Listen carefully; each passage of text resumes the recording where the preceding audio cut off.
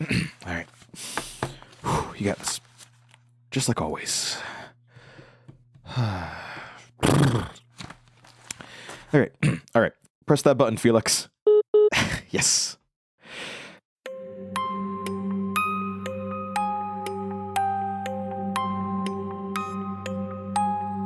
Welcome, listeners, to another episode of Heartland Supernatural. That's right, we're back. Miss us?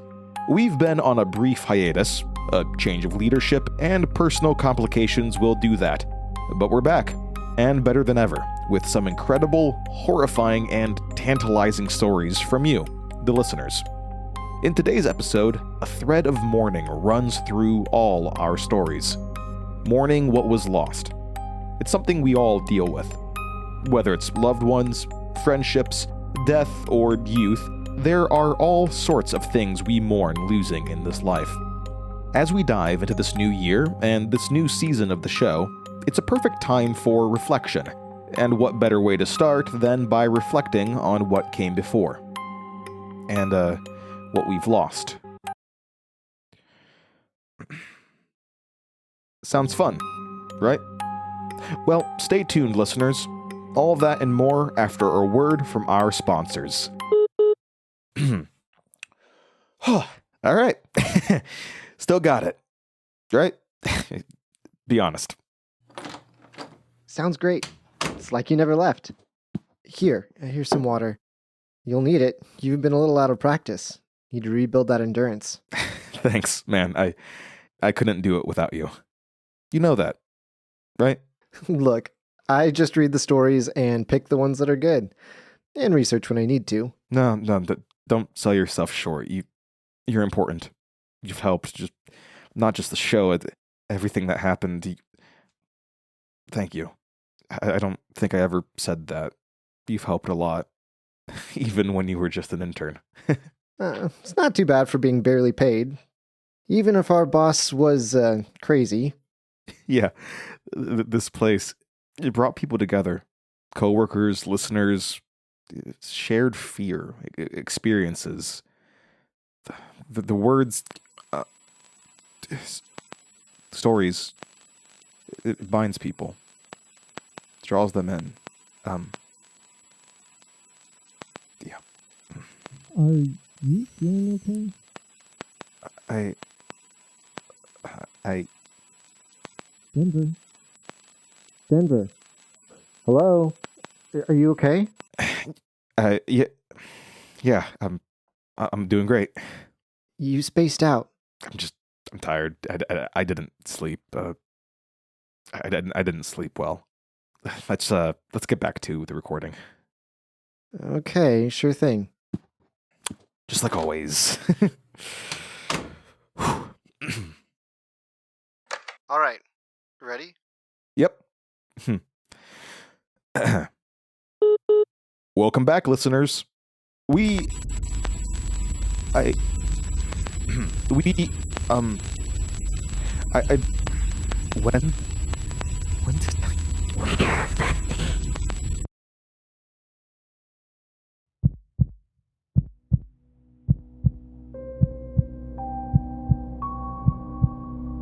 Welcome to the Beating Heartland, created by Denver Baughman. Episode 40, The Town, Part 3.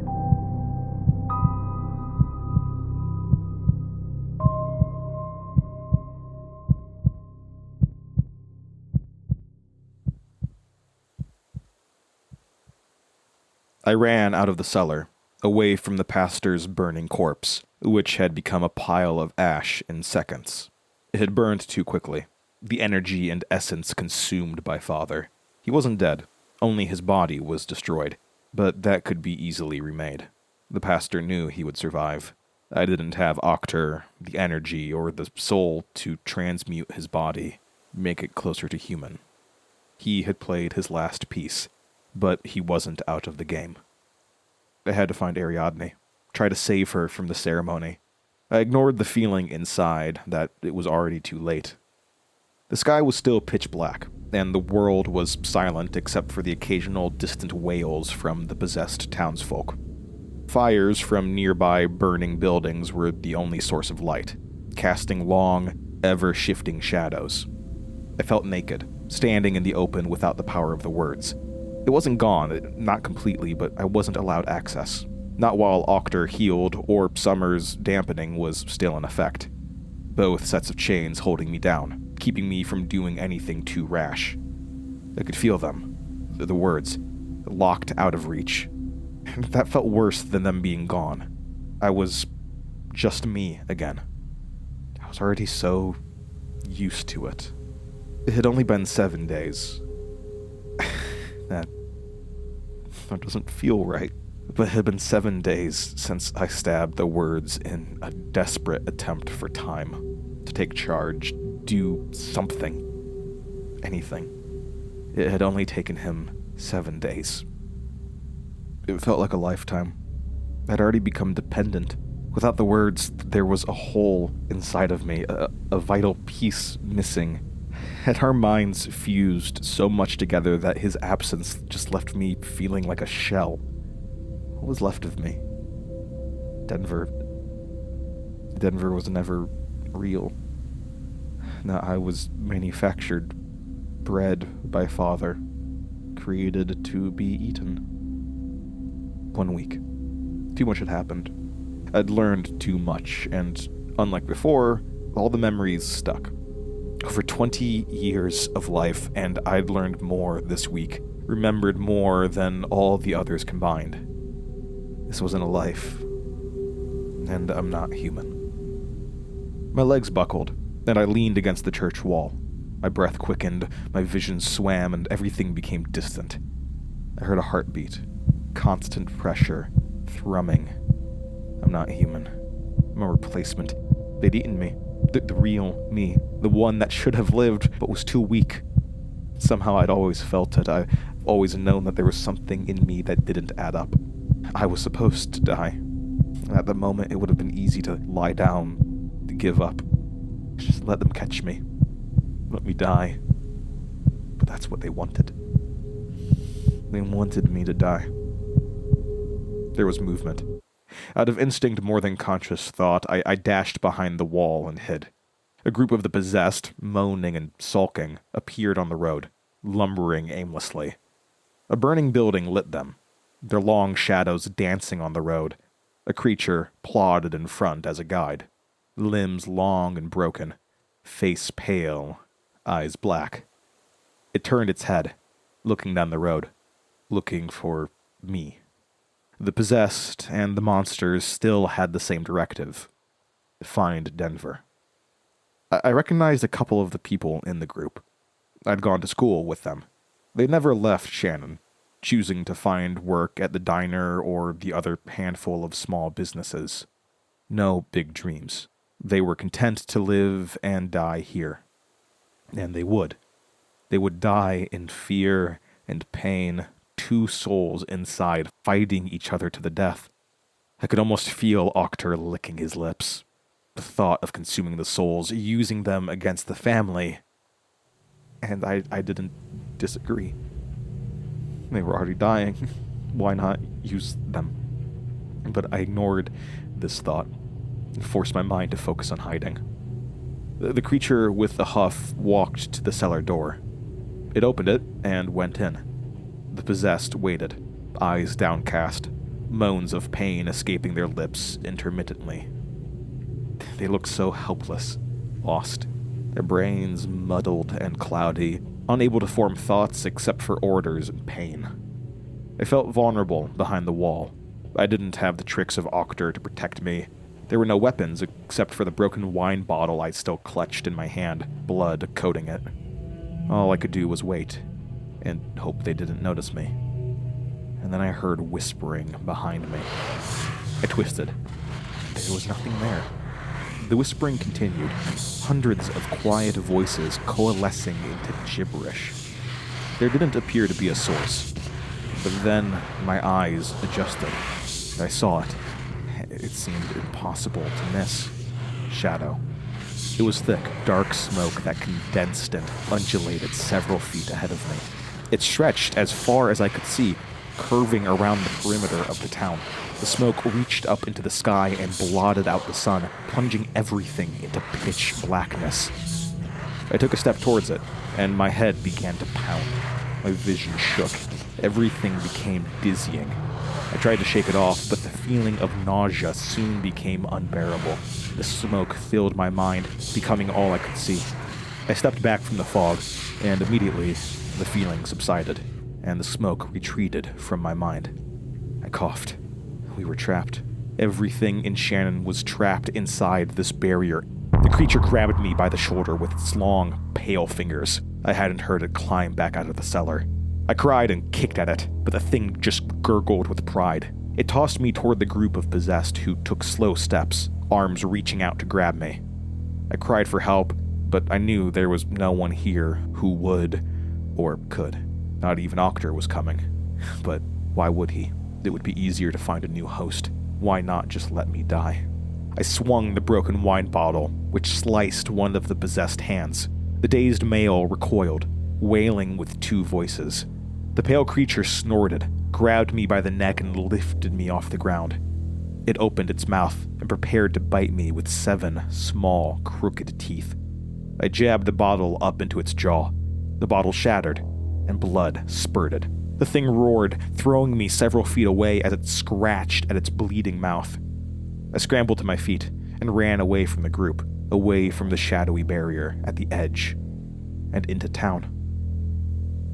Shannon looked like a war zone. Large fissures and sinkholes crisscrossed, making it hard to navigate.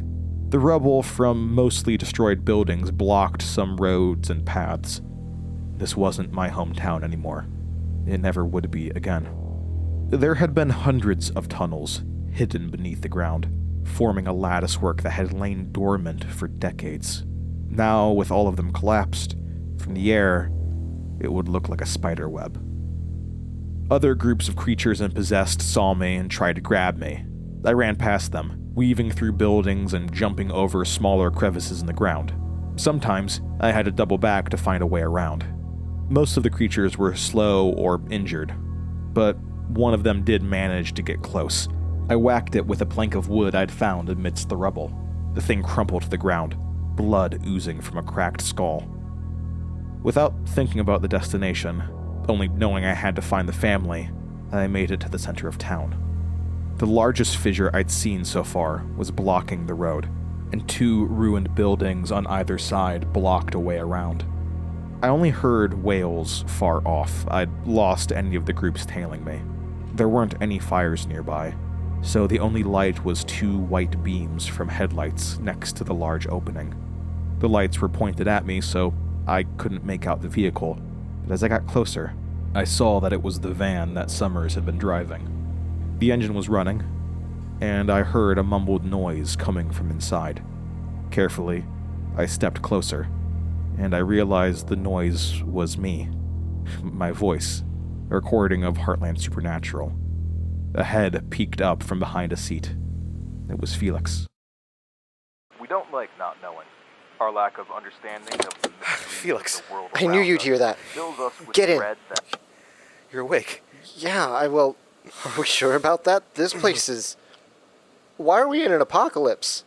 Yeah, a lot's happened. You need to sit down. Get in. Come on, before they see you. I'm fine. It's good to see you. Besides a few bruises and some rips on his shirt, he looked fine. His eyes had the same wide-eyed fascination, the drive, the constant curiosity. He smiled. We were in the middle of a real nightmare, but he smiled. Maybe everything was going to be okay. Didn't expect for this kind of reunion. It's been, I don't even know how long. What happened? What did they do to you? You look awful. Yeah, I feel it. Why were you playing that? Oh, I was hoping you'd hear it and know it was me. Or, I don't know.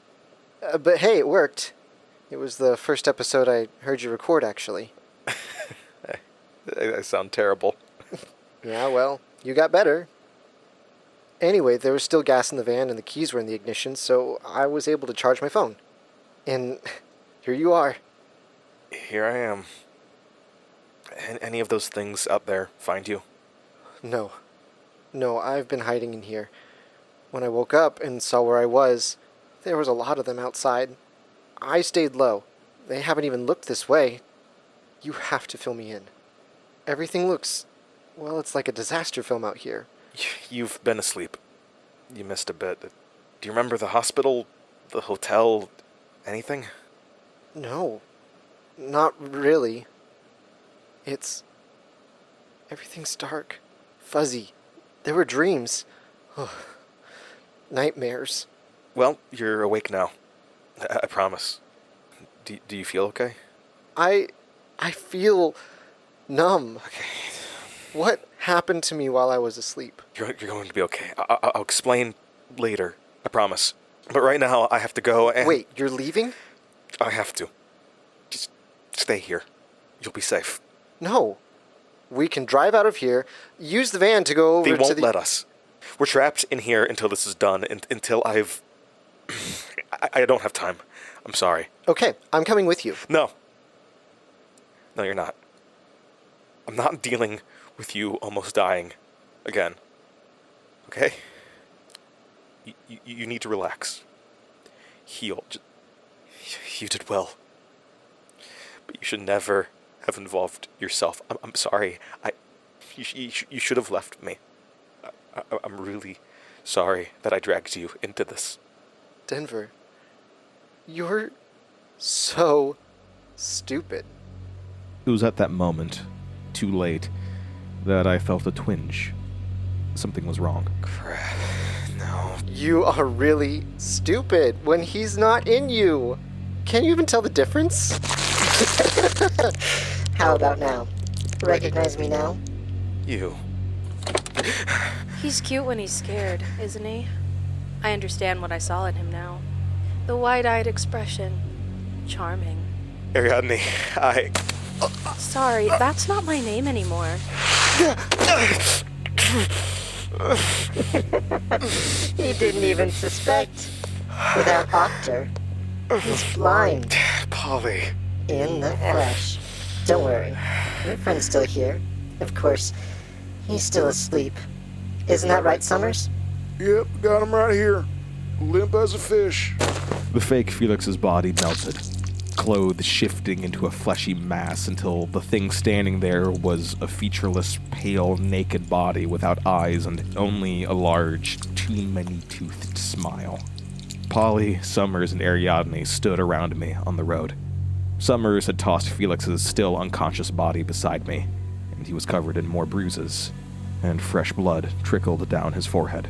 The remaining 5 family members stood several yards away with smiles and looks of triumph. This has been a fun game, hasn't it? Ariadne, Again, that isn't my name. I haven't chosen one yet. Inspiration hasn't struck. You don't mind that I kept this body, do you? You seem to like it so much. It felt fitting that you should die looking at it. the ceremony's already done. She's... Yes. You were too late to save her.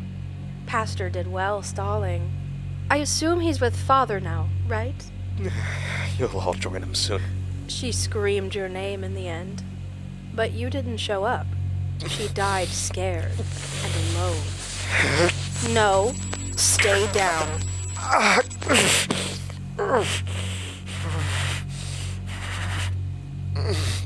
Pathetic.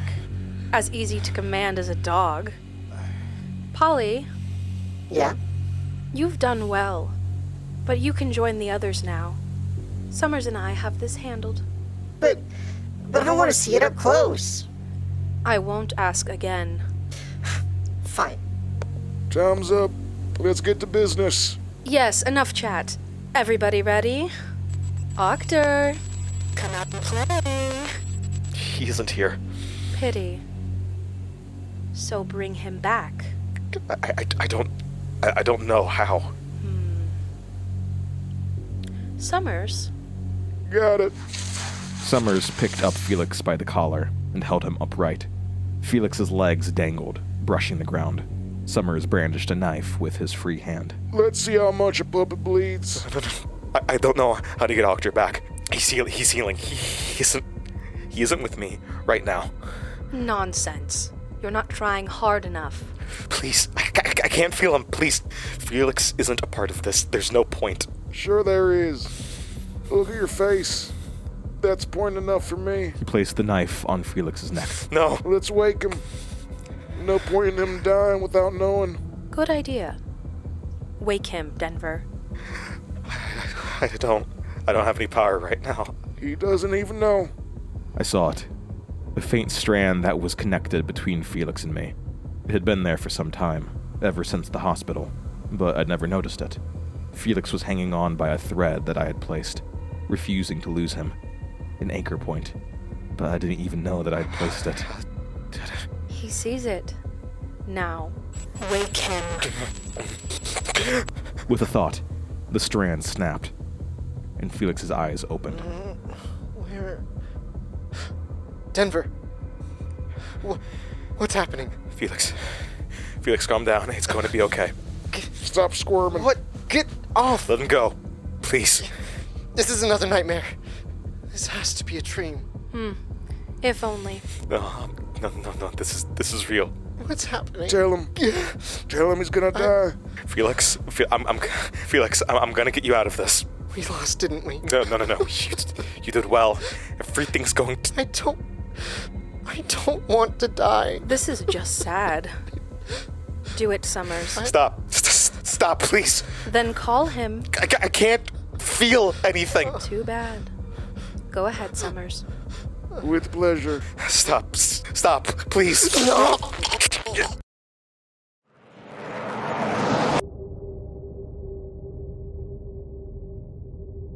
No.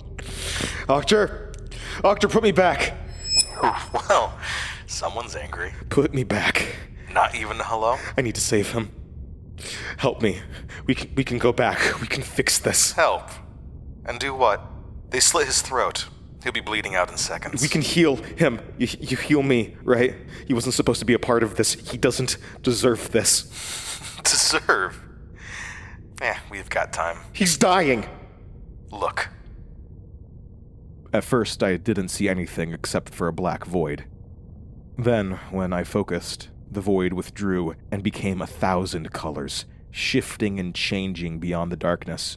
My sight broke past the swirling color, and I saw the real world. But I could only see it in the corner of one eye. It sat there, visible but indistinct. Focused too hard, and it would break into the swirling colors again. I saw the family, standing on the road. Ariadne was grinning. It was cold, completely different than the one I knew. Felix's body was frozen, in the act of falling to the ground, blood spurting out of his neck, but time stood still. Or near still. There was movement, but almost imperceptibly slow. I had to focus on a point for several seconds before I noticed anything moving. It would take minutes for Felix's body to hit the ground. Even more time for the family to realize my mind wasn't there. Like I said, we have time. What is this place? It's not a place. It's between places. If you focused, you'd fall right into the school library. See the bookshelves over there? Hidden in the shadows, bookshelves and books twisted in impossible ways within the colors. Hints of the library peeked through in the corner of the opposite eye when I focused. Library on one side, road and Felix on the other, Octor and darkness in the middle. So, you called? I called you? Yes. You were desperate enough. But I'm glad you're here. Really, I am. I've been resting and feeling more like myself, not poisoned by your brain, your way of thinking, your endless need to know, your hero complex, your need to save everyone, refusing to make sacrifices. This curse the Father put on me to rely on all of you, to be changed by you. Thousands of little me's out there scattered, all bending to the whims of others. It's my own personal hell. And then you just had to go and stab me. Right when I was ready to come back. And now, it's your turn. You don't know the pain, the hundreds of screams in your mind, feeling like your body's dying over and over again, but refusing to end. It just keeps repeating as you hold on to sanity, as your mind is scattered everywhere. Imagine it, having a body and having it taken from you. What? You're sorry? You'll help? You didn't know? Stop this, please. You've been in over your head since the beginning. The pastor told you. You're not human. You've always been a pawn. Of course, I didn't tell you that. People lose hope, give up when they learn it's all pointless, that they're not real. They don't see the bigger picture. If their life is meaningless, why not throw it at the cause? Make it worth something. It's better to be ignorant, easier to mold. But you need me. You see that now? You're weak against this. You need me. What? You won't kill me. Huh. Enlighten me. You would have already... You would have already done it. I like to play with my food. You can't kill them without me. You don't know how I kill them. You figured out how to do it. Knew I wouldn't do it alone. But you don't know how. Why it works. There's something else in me, isn't there? How do you know that? I felt it when you left. It was small, but there's something here that isn't supposed to be. It's in my mind, and it isn't you. It was Dad, wasn't it? You're clever at the wrong times. I figured it out when you read the journal. The first kill was an accident. But after you killed Connell, I knew something was different. He'd placed something in you, your dad. But it was dormant until I was in you. It needed my energy to work. You went crazy. The end of the journals... Nothing made sense. Yeah, we don't do that. Not unless there isn't any other choice, but then might as well kill them. Not enough fear and crazy. No, your dad, he talked to someone else. He made a deal. Yeah. But with who? Things are coming. I felt it through you. The fighting is making cracks. No. I am. Father doesn't deserve this place. It was time for a distraction. What? It's time. Well, it was nice knowing you. There we go. As expected. They're both here. I told you if we made him desperate enough. Felix's body was bleeding out on the pavement. Ariadne stood above me, smiling. Summers walked toward the other family members who were beginning to raise their hands, and I couldn't move. I wasn't in control of my body. The ceremony had begun. You fought well, brother. But this is the last time. No, it's never the last time. You, all of you, you have no idea how little I care about you. I hope you feel all of this. You stole my life from me. You've always been different from them. Kinda liked you. I was aware through everything. I know. Consider it your punishment. You got in the way too often. Let's do it. Flip the switch. You know I will destroy all of you when you do this. I don't think Lorenna is coming to save you. There's always Father. Nah. He'll start over. Forget about all of you. You're too weak. Well, let's find out. I felt like the watcher with pale yellow eyes in the woods, forced to observe, not allowed to act. My body wasn't my own. Arcter had claimed it, shoving me aside. I'd lost. Ariadne's grip tightened around Arcter's throat, and she began to chant. The others joined her, and I felt everything. It was like being torn into a million pieces. I could feel every single piece burning. Memories flashed, not just mine, but Octor's, and everything that Octor was linked to. Thousands joining us around the state in pain. They would forget about it after, but the pain, the scars would always be there. Octor was a parasite that needed people, and thankfully we are more than happy to use the power to shape Octor's mind.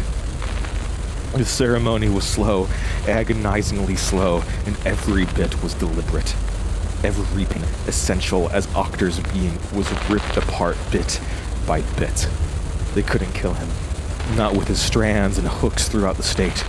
There would always be something to help him regrow. But they could kill me. And that's when I saw Father. Their eyes. They looked down from the dome of shadow, and I realized for the first time the scale of what I was fighting. The eyes covered the sky. Inside the shadow, they watched like prismatic shards swirling and shining with every color imaginable, and many that I'd never seen. It was dizzying. Fractals and endless fragments of color that flowed in chaos. Father watched and fed. Unstoppable, unknowable. There was no point in fighting it. Father had placed the barrier around the town. They didn't care who won this. They were in control. And this was only a show for them. Entertainment. The fight was pointless. An endless cycle that served no purpose but to satisfy their egos and to feed Father's appetite. But Octor wanted out. I could feel it on the edges of the state, at the end of Father's property line. Strands, slowly creeping past, going farther out than they should, and angering the things outside. Strands grabbed at the barriers around Illinois and made little holes. They were small, obfuscated by Octor's mental shading, unnoticed, tiny enough to not matter, but there were thousands, and soon things would come through. My mind was now burning. My memory, my fears, my whole life being sucked into the energy and reaching up towards the infinite colored eyes. The black barrier began to collapse as the ceremony reached its peak. Smoke and fog rained down and covered Shannon in a blanket of haze. Shannon disappeared inside, blocked, clouded from the world, like it never existed. I lost sight of what happened, of Octor and the family. The last thing I saw was Felix's body, dying on the road. And then my mind shattered. I was dead. I should have been dead. But I'm not. We're not. We're scattered. Here in the void. We're many. And we can never leave.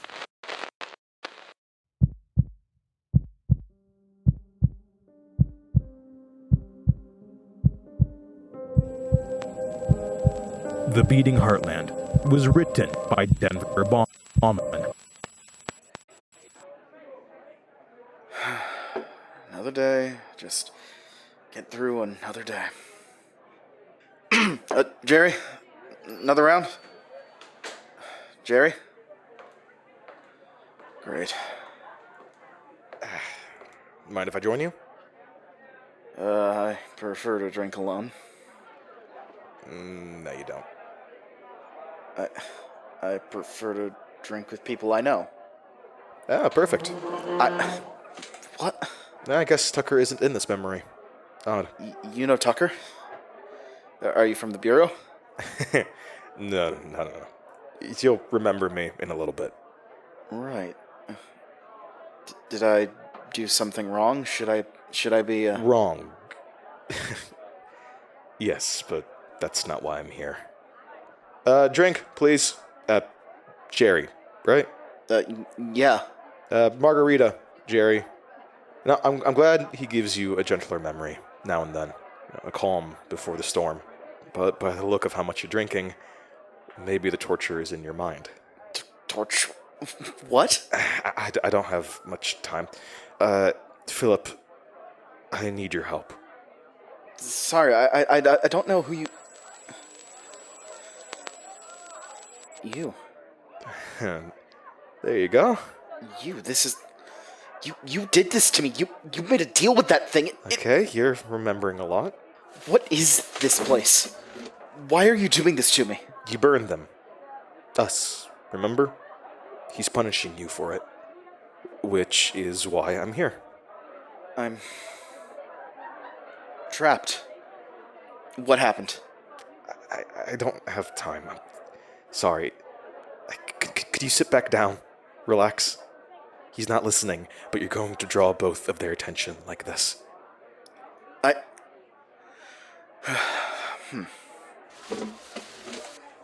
What do you want? I can't talk in specifics. They'll hear, but I need you to find something. Someone. Find? How? Look, I tried to deal with the words, okay? It didn't go according to plan. I'm pivoting. I need your help. You seem more than capable. I'm on a short leash that I can't really walk around physically at the moment. I can get you out a little bit at a time without them noticing.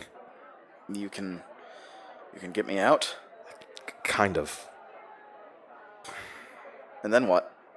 You help me, and I can find your daughter. Is she okay? She's linked to us in a way. Growing stronger by the month, but she keeps moving. I can find her, take you to her. But I can only do that if you help. Otherwise, you'd come right back here, again and again. I don't... Who am I looking for? He's coming. I have to go. Go? Wait. Consider it. Try not to forget. We'll talk later. Denver? Wait. Was I talking to someone? Jerry was there? Thank you, everyone, for joining us tonight. It's good to be back. Could we turn that radio off? This has been Heartland Supernatural. Good night.